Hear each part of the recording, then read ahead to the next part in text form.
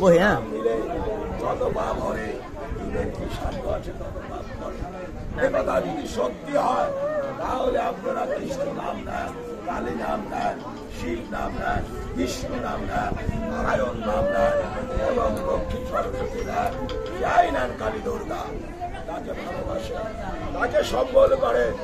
নিতে নিতে এই জগতে যেমন টাকা না হইলে আপনি বাজার করে কিছু আনতে পারবেন না, বাজার করে আনতে পারবেন না। এই খাওয়াটা পার হতে হলে আপনাকে টাকা দেওয়া লাগবে খাওয়ার মাঝিকে। ওইখানে এই মথুরা, এটা মথুরা, এইখান থেকে যদি পার হতে হয় বৃন্দাবনে, তাহলে এই মথুরার নদীতে যেটা যমুনা মনে করেন মাঝখানে রয়েছে, সেই যমুনার যিনি মাঝি তাকে কিন্তু আপনার টাকা দিতে হবে। সেদিন কিন্তু এই কাগজের টাকা উনি নিবে না, ওই কাঁচা টাকা উনি নিবে না। সেদিন যে টাকাটা আপনাকে দিতে হবে সেই টাকাটা হচ্ছে ওনার নাম, সেই টাকাটা হচ্ছে কৃষ্ণ নাম, সেই টাকাটাই হচ্ছে কৃষ্ণের শক্তি, সেই টাকাটাই হচ্ছে আপনি যে কৃষ্ণকে ভালোবাসে, কৃষ্ণের সাথে আপনার সক্ষতা আছে, আত্মীয়তা আছে, বন্ধুত্ব আছে, মাতৃপিতৃর শক্তি, যে কোনো একটা সম্পর্ক আছে, এই সম্পর্কটাই হবে সেদিন ওই টাকা। আর ওই সম্পর্কের কারণেই সেদিন কৃষ্ণ আপনাকে ওই নৌকায় মাঝি হয়ে ওকে আপনাকে বসাইয়া ওই বৃন্দাবনে পৌঁছে দিয়ে আসবে তার শ্রীঘরে। আর এটা যদি ডুব দিয়ে এরপরে উনি প্রশ্ন করলেন, এইখানে মাতুরি বিয়ে করে আসছে, তখন বললো তুমি আর একটু নিচে নামো। নিচে নামার পরে শিব পার্বতীকে দেখলেন, এমনি করে একটার সময় নিচে যেতে যেতে উনি একটার সময় শঙ্খপদ্ম চক্রধর যিনি চতুর্ভুজ তাকে দর্শন করলেন। তাহলে মাগো পচা নোংরা, পচা মানুষ, নোংরা মানুষ আমার বাড়িতে এসেছে, তাকে অবহেলা করে লাভ কি বলেন? ওনাকে অবহেলা করলে ঈশ্বরকে অবহেলা করা হয়। এই কাজগুলো এখন যে কথাটা আপনাদের বলতেছিলাম, মা, মা এমন একটা জিনিস, মা এমন একটা স্বভাব শব্দ যা কোনো কিছু দিয়ে বিশ্লেষণ করা যায় না, যার জিনিসের সাথে হয় না। মাই হচ্ছে একটা মাত্র ব্যক্তি, গর্ভ থেকে আরম্ভ করে ভূমিষ্ঠ, তারপরে মার কোলে গর্ভের মধ্যে জন্মচার হয়েছে, তারপরে ভূমিষ্ঠ হওয়ার পরে আর বুক থেকে স্তন থেকে দুধ পান করে খেতে খেতে প্রস্রাব পায়খানা, ডাইনে প্রস্রাব করলে মা আমাকে কোথায় রেখেছে? বামে বাম পাশে রেখেছে। বাম পাশে প্রস্রাব করলে মা আমাকে বুকের উপর রেখে সারাটা দাঁত কাটিয়ে দিয়েছে। এই মা সেই মা। এবং মা হচ্ছে এমন একটা জিনিস যে নিজে কোনোদিন খায়নি, মাকে সন্তান আমাকে খাওয়াইছে। সেই মার তুলনা কি দিয়ে হবে বলেন? সেই মাকে যদি কেউ অপমান করে, অবহেলা করে, খাইতে দেয় না, পড়তে দেয় না, অবশ্যই আপনারা করে রাখেন এই পৃথিবী যদি সত্যি হয়, স্বর্গমর্ত কি আছে আমি জানি না, তবে নরক তার জন্য নরক। আমি মাকে স্মরণ করি, আপনারা আমার সাথে সাথে বলে আপনারা আসছেন কার কাছে? বিপদ কাহিনী মায়ের কাছে।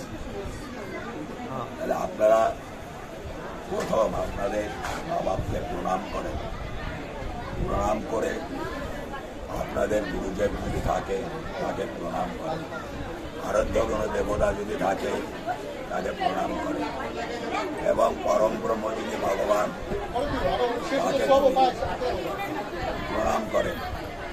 এইখানে একটা জিনিস মনে রাখবেন, আপনারা বলেন হে মা বিপদ তারিণী, হে মা বিপদ তারিণী, জয় মা বিপদ তারিণী, হে মা বিপদ তারিণী, জয় মা বিপদ তারিণীর জয়, হে মা বিপদ তারিণী।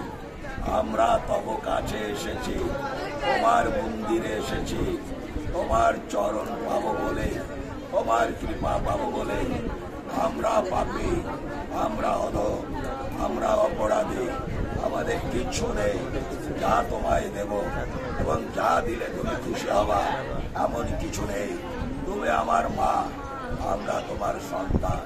তা মা হয়ে আমরা তোমার সন্তানেরা আমাদেরকেই তোমাদের শ্রীপাদ পথে অর্ঘ্য করে নিবেদন করলাম। তোমরা দয়া করে আমাদের এই পাপ থেকে উদ্ধার করো, এই অপরাধ থেকে মাফ করো, এবং এই মায়ার জগৎ থেকে, এই কামনা বাসনার জগৎ থেকে এবং কামিনী কাঞ্চনের লোভ থেকে আমাদেরকে সরিয়ে দিয়ে, হে ভগবান তোমার শ্রীপাদ পদ্মে, হে মা বিপদ তারিণী তোমার শ্রীপাদ পদ্মে স্থান দাও।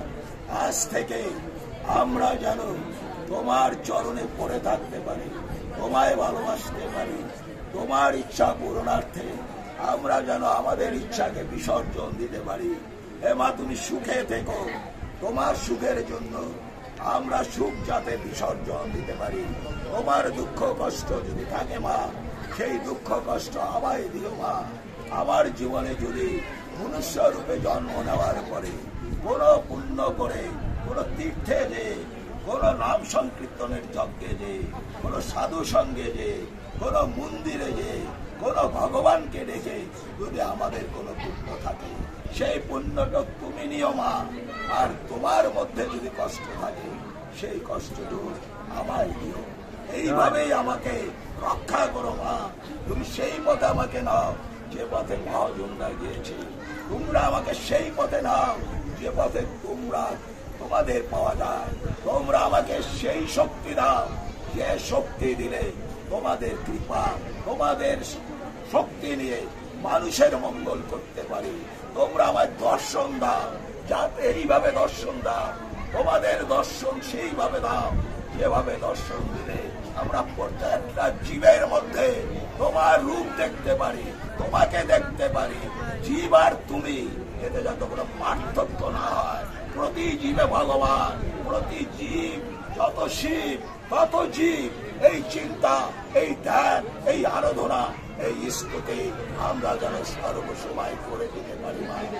অন্য যা দাও মা, সেটা শুধুমাত্র নিজে ভোগ না করে তোমার জীবের মধ্যে আমি যেন বিতরণ করে দিতে পারি। তোমার অন্ন, তোমার বস্ত্র, তোমার গৃহ আমার কিছু নয় মা। তাই অনুরোধ করছি, আমি সেই কাজগুলো যেন করতে পারি মা।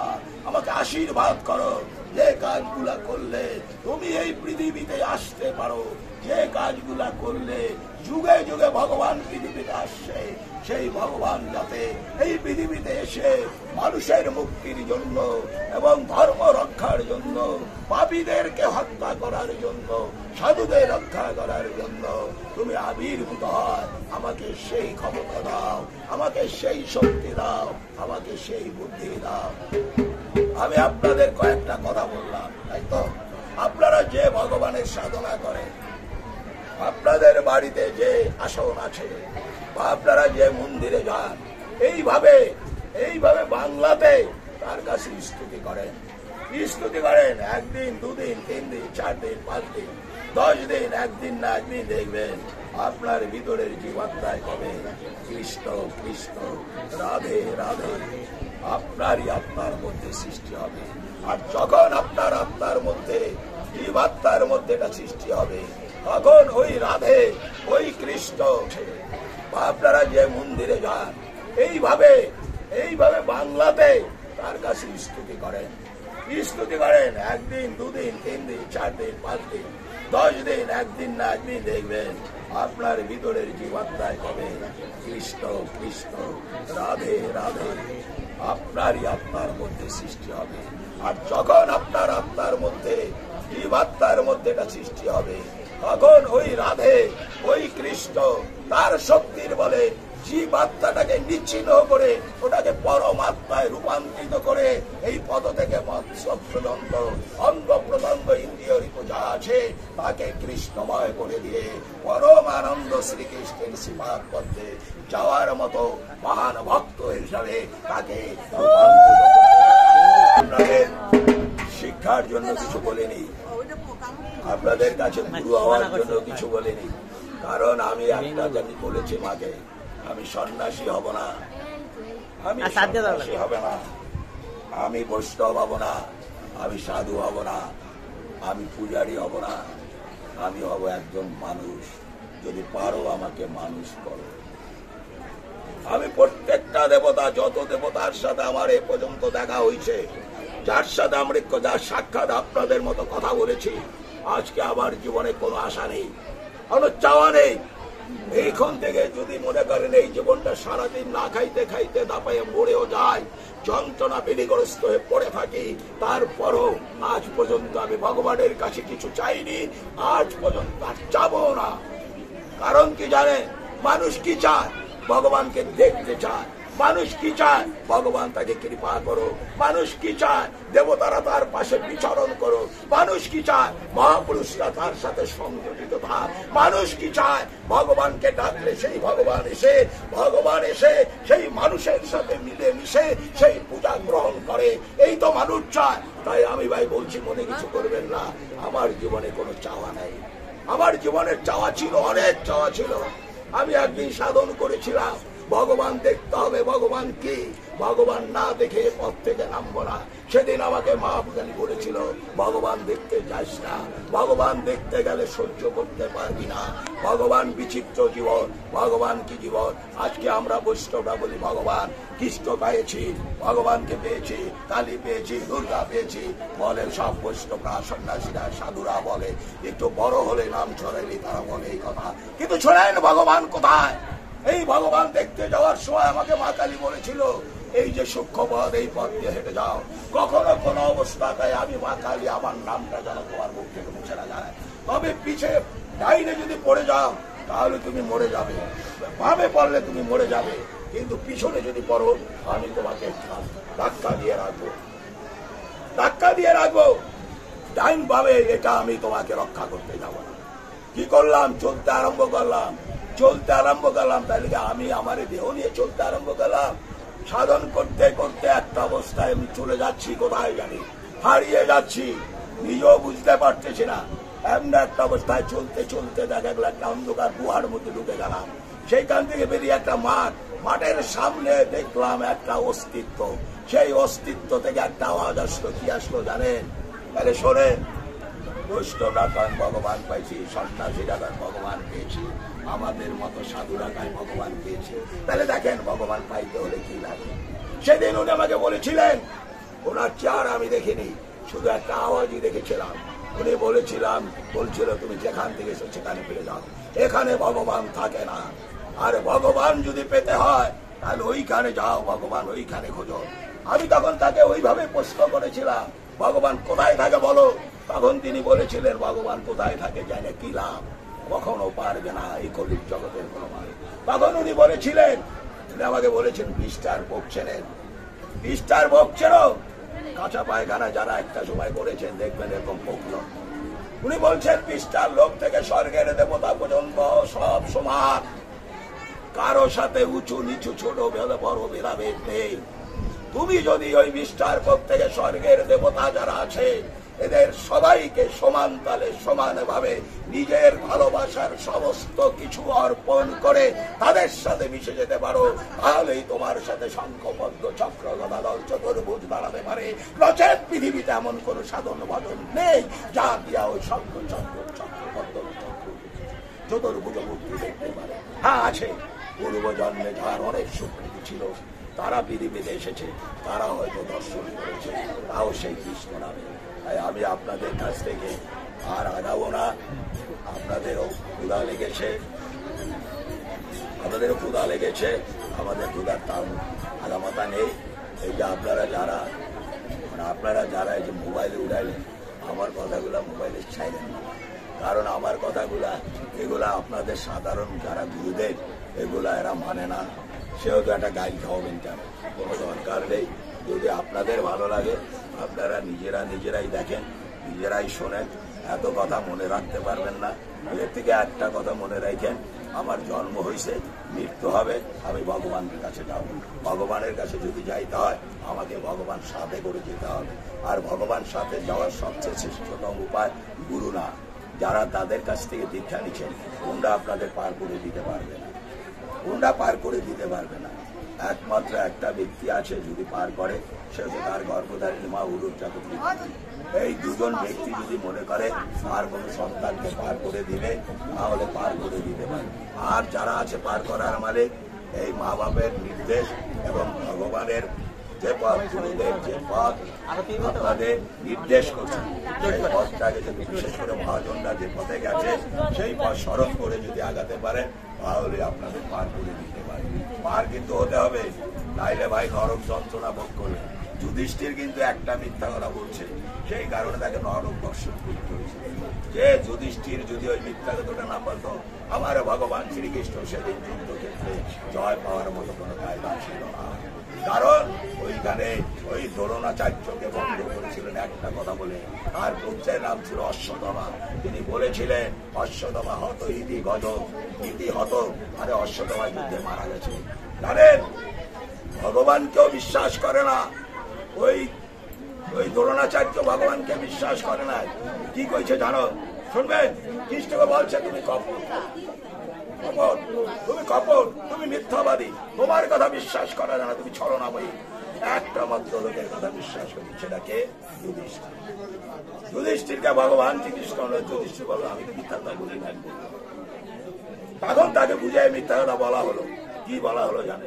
অশ্বত্থামা হত ইতি গজ। ইতি গজ শব্দের অর্থ কি জানে? যুধিষ্ঠিরকে শিখাই দিল আমার ভগবান কৃষ্ণ। ইতি গজ আস্তে কবা, দ্রোণাচার্য না শোন। ওই আস্তে কইছে না, একটু কইছে সত্য কথা। ওইখানে একটা গজ নামে হাতি মারা গেছিল, কইছে সত্য কথা, কিন্তু উনি যাতে না শোনে ওই যে আস্তে কইছে, এই কারণে তাকে বলা হয়েছে সে নরক দর্শন, সে নরক দর্শন করা হয়েছে।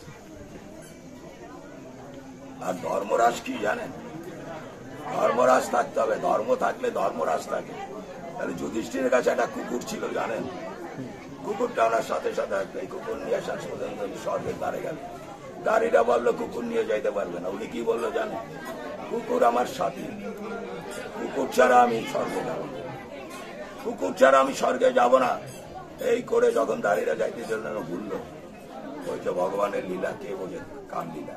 তার লীলা তো বোঝা খাওয়া না। উনি ঘুরলেন কারণ কি জানেন? ওই যে ওনার নরক দর্শন করা লাগবে, এটা একটা পথ। উনি ঘোরার পরে তাকে দেখলেন সামনে নরক, মানুষ না পাইতেছে, নরক দর্শন হয়ে গেল। এরপরে কি হলো জানেন? ওই কুকুরটা মানুষ হলো। ওই কুকুরটা মানুষ হয়ে যে রূপ ধরলো সে হচ্ছে কি জানেন? সে হচ্ছে ধর্মরাজ। তাই সত্য কথা বললে ধর্ম থাকে, আর ধর্ম থাকলে ধর্মরাজ থাকে।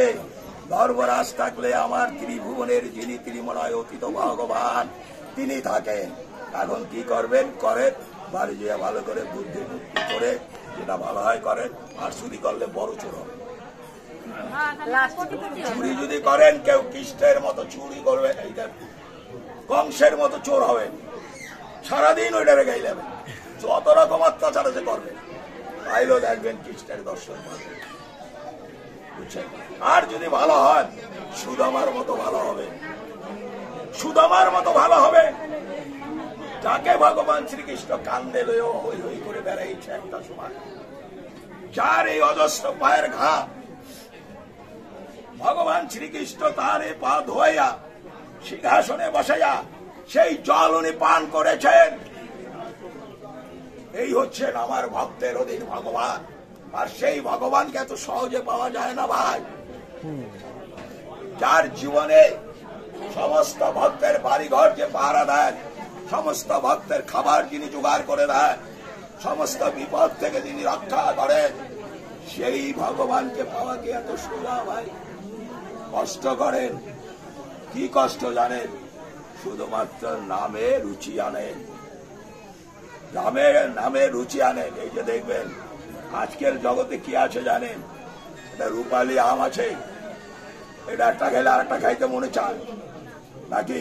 না মিথ্যা কথা বললাম? আমি অন্যটা জানি না ভাই। আমি প্রতিদিনই আম খাই, ভাত খাই আর না খাই এটা বড় কথা না, আমি খাই। এই ভগবান রূপালী আমের মতো স্বাদটা যদি আমরা জিহ্বায় নিতে পারি, ওই কৃষ্ণ নামের স্বাদ রূপালী আমের মতো যদি আমরা হৃদয়ে ধারণ করতে পারি এবং সেই হৃদয় থেকে যদি আমরা মুখমূলে জিহ্বা টেনতে পারি, জিহ্বা থেকে যদি আমরা ইঙ্গলা পিঙ্গলা সুষমাতে আনতে পারি এবং তার মাঝখানে যদি এই ভগবান শ্রীকৃষ্ণকে স্থাপন করে আমি আমার সবকিছু তার শ্রীপাদ পদ্মে অর্ঘ্য দিতে পারি, এমন কোন ভগবান পৃথিবীতে নাই। ওই লোকের কাছে ভগবান আসবে না, আলিঙ্গন করবে না এবং ভক্ত বলে তাকে জড়িয়ে ধরবে।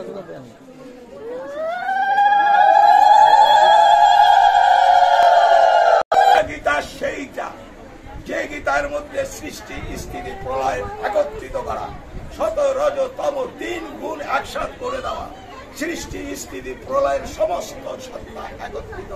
এই জীব সমাজে ব্রাহ্মণ বাদে যা কিছু আছে ভাগবতে এবং সেই সাথে সাথে আপনার যে বেদ রয়েছে, বেদে উপনিষদ পুরাণ, এই সমস্ত একত্রিত করলে ওই সমস্ত যদি মানতে পারেন ওই গীতার মধ্যে আছে।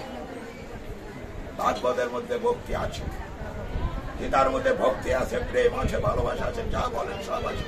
এবং এই সমাজে মানুষ হওয়ার জন্য এবং মানুষকে এই পৃথিবীর সমস্ত পাপ থেকে নিজেকে রক্ষা করে উদ্ধার করে ভগবান শ্রীকৃষ্ণের শ্রীপাদ পদ্মে পৌঁছার জন্য সমস্ত নিয়ম এই গীতার মধ্যে আছে। গীতাই শান, গীতাই মাছ খাইলে ছোট করে কথা বলে, তাই না? বৈষ্ণবরা কি করে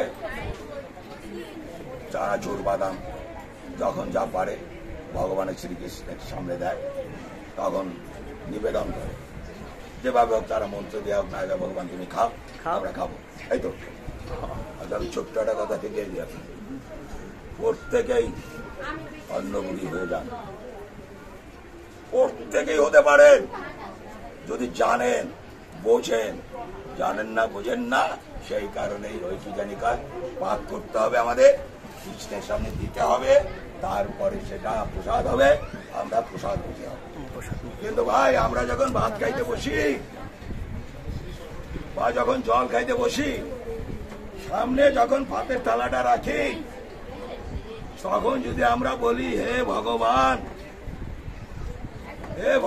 তুমি তো সব জানো, আমরা মন্ত্রতন্ত্র সাধন ভোজন জানি না, আমরা তোমাদের অবাধ্য ভক্ত, তোমার অবাধ্য ভক্ত, আমরা এই খাবারটা তোমাকে খেতে দিয়েছি ভগবান, এই খাবারটা তুমি খাও, অধম বলে পাবি বলে আমাকে ফেলে যেও না, আমার খাবারটা তুমি না খেয়ে চলে যেও না ভগবান, তুমি চলে গেলে আমরা কষ্ট পাবো, আমি তুমি দয়া করে খাও।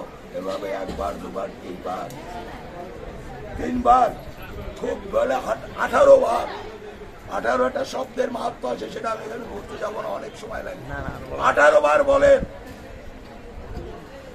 তারপরে বলবেন শেষবারে যে ভগবান তুমি গ্রহণ করেছো। আপনাকে বিশ্বাস করতে হবে বলার পরে যে ভগবান এটা খেয়েছে, তখন বলতে হবে ভগবান তুমি খেয়েছো, এবার আমি তোমার প্রসাদ ভোজন করলাম। আমি যদি সেই খাবার খাই আর ভগবান শ্রীকৃষ্ণের কাছে অন্ন ভোগ দিয়ে যদি সেটা প্রসাদ বোধ হয়, তাহলে আমারটাও প্রসাদ বুঝি হবে, তাহলে পৃথিবীতে ধর্ম দিতে হবে। কেন হবে না বলে? ভগবান শ্রীকৃষ্ণ যখন যুধিষ্ঠিরের বাড়ি, দুর্যোধনের বাড়িতে নিমন্ত্রণ হাজার হাজার পদ দিয়ে ব্যঞ্জনাদি পাক করে খাওয়ানোর নিমন্ত্রণ করলে, খাইতে বললো, উনি গেলেন না। উনি বিদরের বাড়িতে গেলেন যে ভিক্ষা করে খায় এক হিসাবে। বিদরের বউ ওনার কি খাওয়াইলো জানেন? অনেকেই হয়তো জানেন, কলার ছোবা গুলা খাওয়ালেন। আর আমার ভগবান দয়াময় ভক্তকে এত ভালোবাসে যে ভক্ত যা দিচ্ছে তাই খেয়ে যাচ্ছে। ছোবা খাওয়ালেন, কেমনে খাওয়ালেন জানেন? উনি একটা কলা গাছ লাগিয়েছিলেন আর মনে মনে সংকল্প করেছিলেন, এই গাছে যদি কলা হয় এবং সেই কলা যদি পাকে, তাই আমি আমার সেই কলা গোবিন্দকে আমন্ত্রণ করে এনে খাওয়াবো নিজামে। সেই দিন সেই সুযোগটা ওনার বলা হয়েছিল। উনি গোবিন্দকে দেখে যে ওনার হিতাহিত জ্ঞান ছিল না। ভগবান যদি ভালোবাসেন তাহলে হিতাহিত জ্ঞান ভুলে যা, এই মায়ার জগতে ছেলে মেয়ে বউ পোলাপান স্বামী সব ভুলে যা। কতটুক সময় ভুলে যান? যতক্ষণ পর্যন্ত গোবিন্দ বলা হয়ে গেলেন। উনি কি দিচ্ছেন? উনি কলা ছুলছেন, কিন্তু দেখেন ভাগ্যের কি লীলা। কলা ছুলছেন, কলা ফেলাই দিচ্ছেন, উনি গোবিন্দের হাতে ছোবাটা তুলে দিচ্ছেন, আর গোবিন্দ সেটা অমৃতের তুল্যে ছোবাগুলা খেয়ে যাচ্ছে। একটা বারও কিন্তু বিদুরের স্ত্রী সেই জিনিসটা লক্ষ্য করলেন না। লক্ষ্য করলেন কারা? যারা ভগবান ভক্ত, ভগবানের লীলা কল্প যারা ওই পুস্তকে লিপিবদ্ধ করেছে, সেই সমস্ত ভক্তরা দেখলেন, তারাই পৃথিবীতে প্রকাশ করলেন। তাহলে আর কি বলবো বলেন আপনাদের? কি হলে ভগবান পাবে? একটা জিনিস হলে পাবেন, কিচ্ছুর দরকার নেই। আপনি আপনার স্বামীকে ভালোবাসেন, ভগবানকে সেইভাবে ভালোবাসেন। আপনি আপনার ছেলেকে ভালোবাসেন, ভগবানকে সেইভাবে ভালোবাসেন। আপনি আপনার মাকে ভালোবাসেন, আপনি সেই ভাব নিয়ে ভালোবাসেন। বাবাকে ভালোবাসেন, সেই ভাব নিয়ে ভালোবাসেন। এই কথা যদি মিথ্যা হয় তাহলে মনে কিছু করবেন। মরার পরে যখন আপনারা যাবেন, আমিও তো যাবো, খেয়াল করতে হয়ে যায়, আর মানুষ হয়ে যায়, আর সাধু হয়ে যায়, আপনারাও যাবেন। সেদিন যদি কয় যে আমি ইয়া করছিলাম ওই বেড়ার কথা, আপনারা বলবেন। ভগবান যদি বলে তোমরা এই কাজ করছো, এটা পাপ হয়েছে, এই কারণে তোমাকে নরক যেতে হবে, সেদিন বলবেন আর দেখাই দিবেন আঙ্গুলে ওই বেড়া আমারে ঘুরিয়ে দিচ্ছে। আমি ওই বেড়ার কথা শুনছি, যদি পাপ হয় ওই বেড়া। আর সেদিন যদি পাপ হয়, আপনাদের সমস্ত পাপের মাথায় নিয়ে যতগুলো নরক আছে সমস্ত নরকে বিচরণ করবো যুগের পর যুগ। আমার কোনো দ্বিধা নেই, কারণ আমি স্বর্গে যাব না। আমি স্বর্গে যাওয়ার জন্য ভগবান ডাকি না, আমি নরকে যাওয়ার জন্য ভগবান ডাকি। আমি মুক্তি পাওয়ার জন্য ভগবান ডাকি না, আমি ভগবান ডাকি ভগবানের সৃষ্টি জীব, এই পৃথিবীর পশু পক্ষী বৃক্ষ তরুলতা এবং মানুষ জীব এবং যে কোনো শক্তি এতটুকু উপকার যদি করতে পারি, সেই চিন্তা করে ভগবান ডাকি। তাহলে আমি নরকে তো যাবই, আপনারা স্বর্গের চিন্তা করেন। যাই হোক, আমি এইখানে আলোচনা শেষ করব। আমি আশীর্বাদ করি ভগবান আপনাদের কৃপা করুক। বিশেষ করে আজকে যে মা পূজাতে আপনারা কষ্ট করে আমাদের মতো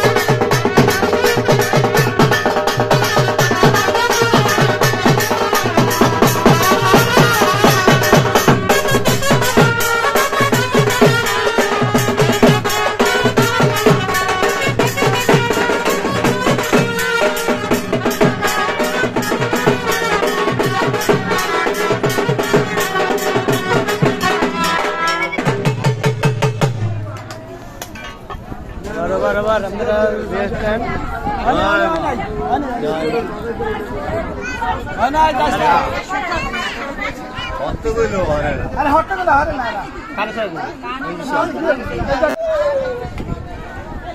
যজ্ঞের মাধ্যমেই সম্পূর্ণ হলো আমাদের এই বিপদনাশিনী পুজো। সবাই ভালো থাকবে। এতক্ষণ ভিডিওটা দেখার জন্য সকলকে ধন্যবাদ। জয় গুরু, জয়।